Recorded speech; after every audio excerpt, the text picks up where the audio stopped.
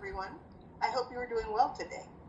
Today's video is an instructional video on play therapy, more specifically, doll play. Today I will be using it with a new client.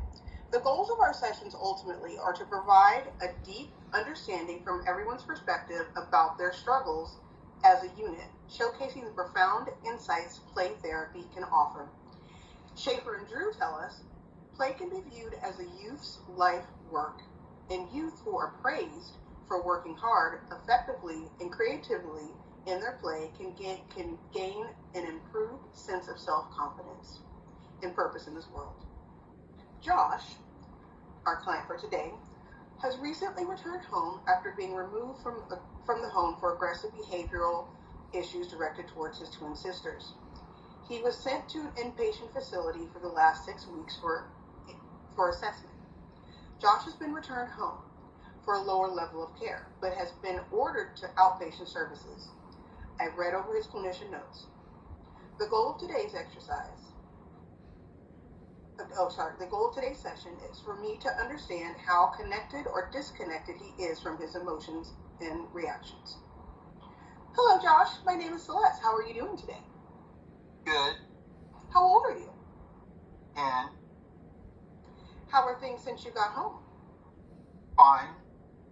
So, have you been away from home? So you have been away from mom and dad for a few weeks now, right? I don't really remember.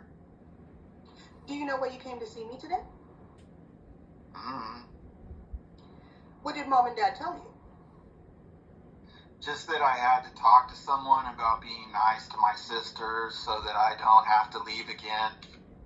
Yes, that's exactly it. But this won't be like school where I talk and you just listen. We're going to work together. Anytime you feel uncomfortable, let me know, okay? Okay. Mom and dad are right in the next room, okay? I hope that makes you feel safe. Yep. Okay. So you see those dolls over there? Can you grab those for me, Josh? Okay, so with those dolls, can you show me what life was like? Show me a dinner that you had with your parents before your sisters came along.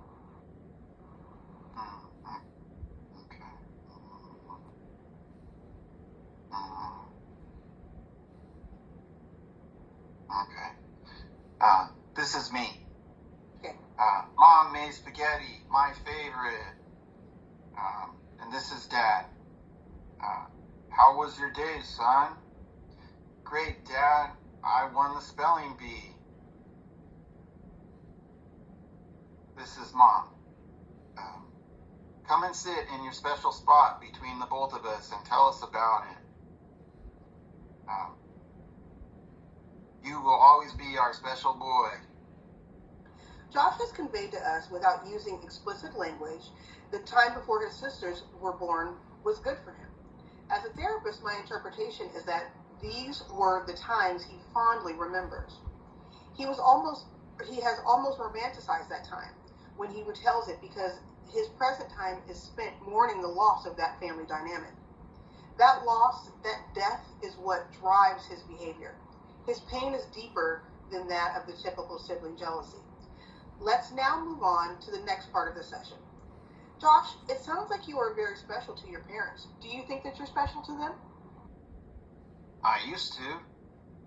Can you show me a time when you didn't feel special?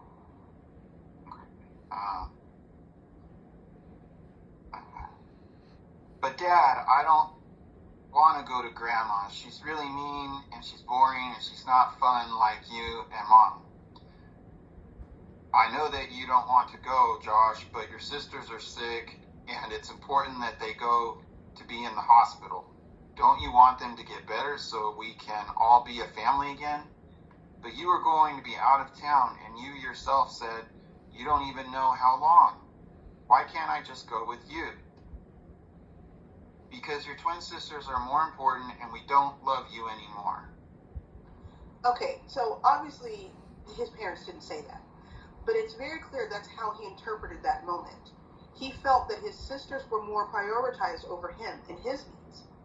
That is the thing about play therapy. It helps us to read between the lines, because kids have a way of minimizing things. Not on purpose, but simply because they lacked the emotional bandwidth to fully convey their perspective on the situation.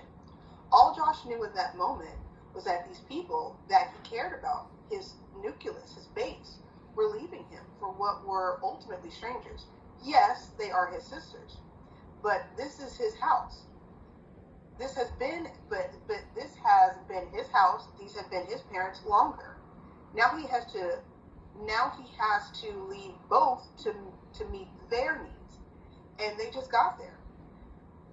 Through the lens of a 10-year-old, this can feel a lot like abandonment without the proper reassurance from the caregiver. Now let's take this a step further and get an idea of the justification of the violent behavior. Because up until this point his sisters were born, Josh displayed no violent tendencies whatsoever. Josh, can Doll show me the night that you decided that you were going to have to hit your sisters? I'm sick and tired of always looking for my parents. They're around. Everything my sisters need is more important than me.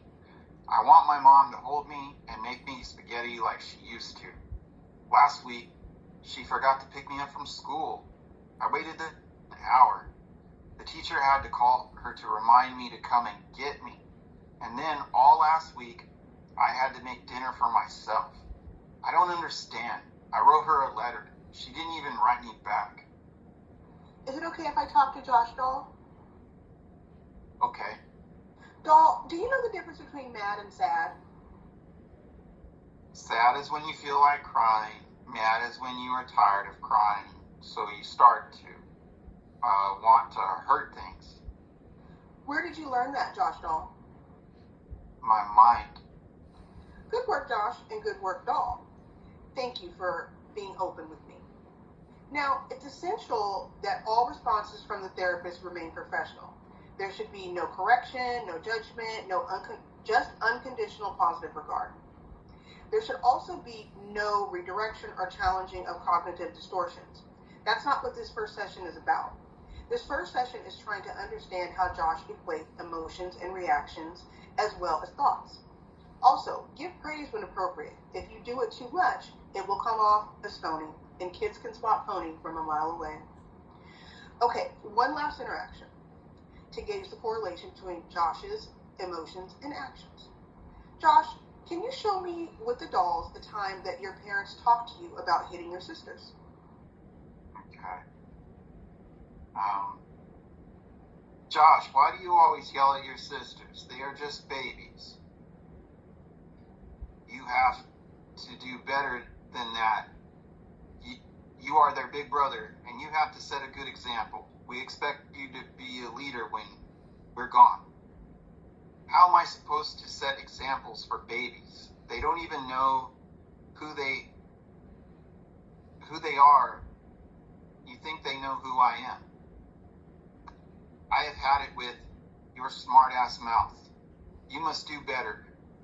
You must keep your hands to yourself. Hands are for hugging, not hitting. Josh, I am so disappointed in you. Just go to your room, and I don't want to look at you anymore. And he's crying. Oh, Josh's feelings towards his parents appear to be displaced. He perceives that their conversations with him primarily serve to prioritize his sisters. Although his parents may be actively trying to be mindful of his triggers and show him praise, empathy, compassion, and understanding, Josh is not receiving their efforts that way. Josh is not receiving their efforts in the way that they are intended. This disconnect highlights what we are learning through play therapy. A gap exists between the parents' intentions and Josh's perceptions of their actions. Play therapy, or doll therapy, plays a crucial role in deepening emotional expression. It provides a platform for children to channel their painful thoughts and memories, thereby enhancing their emotional expression. Remember, in this context, toys are their words. Your role in incorporating play therapy into your practice is crucial. Your commitment and effort will make a significant difference in the lives of the children you work with. Thank you for considering this, and good luck.